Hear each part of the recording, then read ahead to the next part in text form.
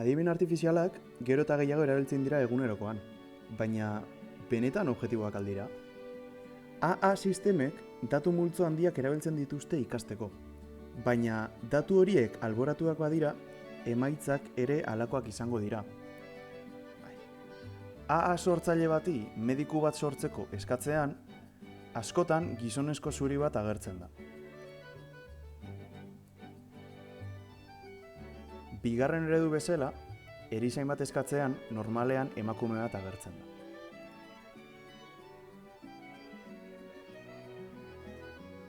Hauek dira AA sortzaileak emandako bi irudiak.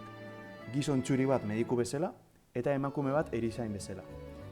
Honek erakusten du nola adimen artifizialak estereotipoak erreproduzitzen ditu.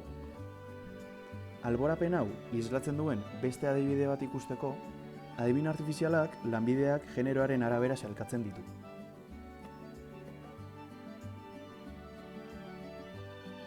Hauek dira aurreko adibidearen emaitza.